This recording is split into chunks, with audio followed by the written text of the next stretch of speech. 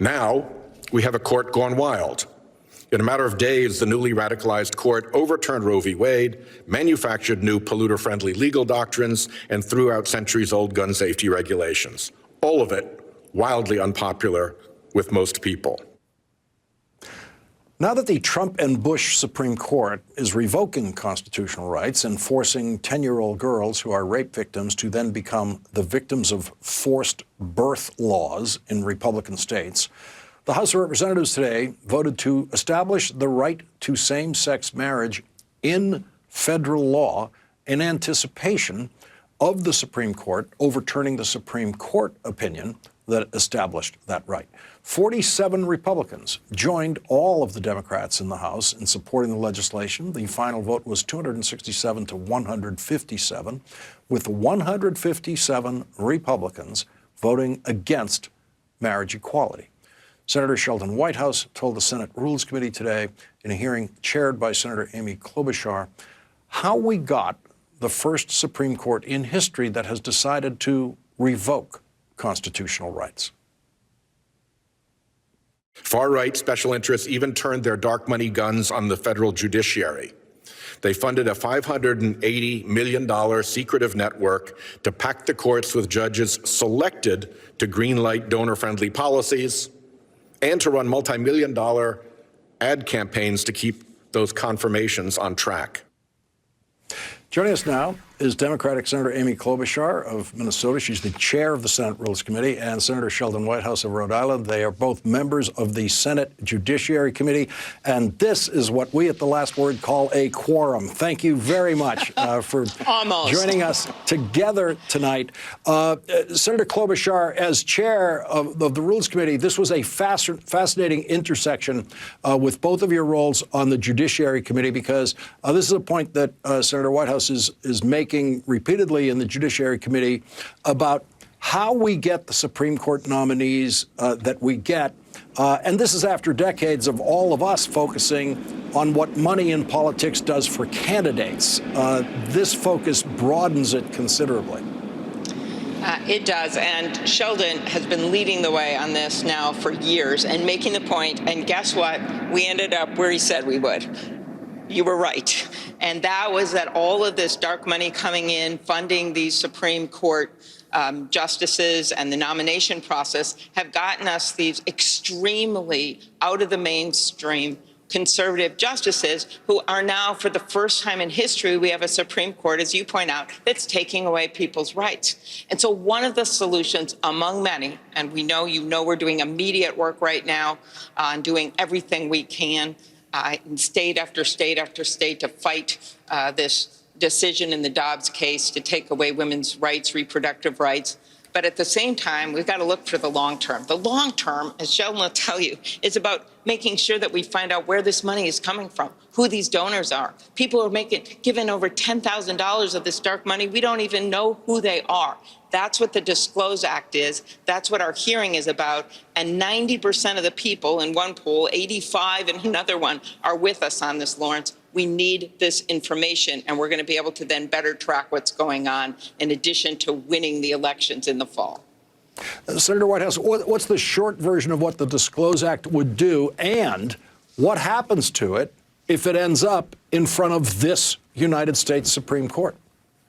Well, it would require the disclosure of political contributions in a race over $10,000.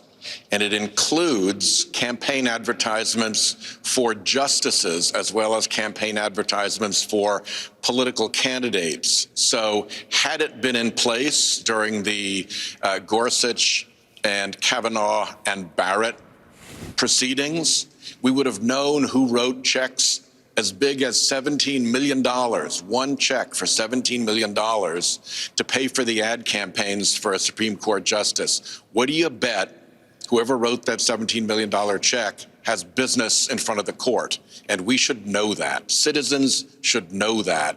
And so we're going to fight very hard for this. It's going to be difficult for the court to address this issue because they are the court that dark money built, and their loyalties to dark money have been made clear in the Americans for Prosperity Foundation case. But the premise of Citizens United, of the justices who signed off on Citizens United, was that dark money, anonymous money in politics is corrupting. They have said that. It's an 8-to-1 point of that decision, and so they're going to be hard-pressed to walk back too far from that point. Exactly. And in fact, Scalia, this is a quote from Scalia. I know you like when I quote Scalia, Lawrence.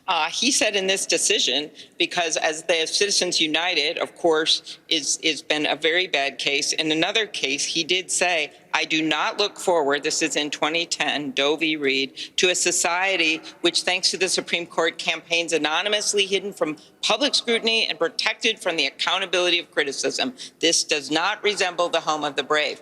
Why I bring that up is that on 8-to-1, the justices did say in the past, it is legal to put these kinds of rules in place for disclosures and disclaimers. So that's why when you ask what would be the fate of this bill after we pass it in the Senate, after we win this election in the fall, I think we will stand well, only because even the conservative justices acknowledge that you could put these rules in place. Now, I can remember the days when Justice Scalia was considered the extreme right edge of the Supreme Court. The good old days. It strikes me now, Senator Whitehouse, that he'd be somewhere near Roberts in this mix.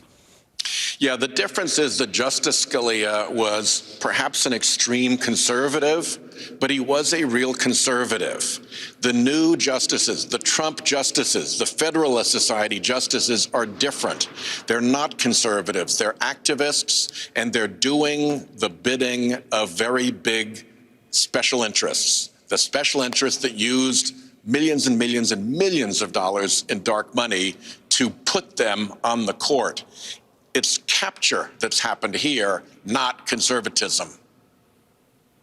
Senator Klobuchar, going forward in the Judiciary Committee, is there any way, short of legislation, to continue to press this case the way we've seen Senator Whitehouse press it?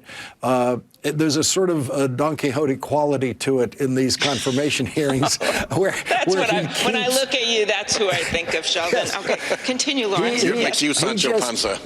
He just keeps charging with that dark money sword, and he's right. Go ahead. Go ahead. Well, first of all, Judiciary Committee, of course, we've been pushing on the John Lewis bill and other things. Remember, it's not that long ago then we had that Freedom to Vote Act vote. Remember?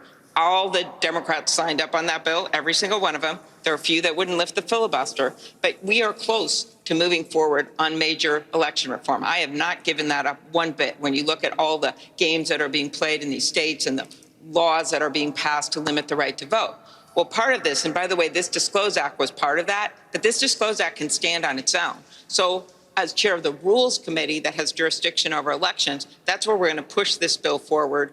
And of course, we can get it to the Senate floor for a vote. And Senator Schumer has committed to Senator Whitehouse for that vote. And we want to see that vote. And in Senator Klobuchar's hearing today, he committed again in his public remarks. So it's a good day. The team of Klobuchar and Whitehouse, Chairwoman Amy Klobuchar, Senator Sheldon Whitehouse, thank you both very much for joining us tonight. Really appreciate it. It was great. Thanks, Thank you. Lawrence.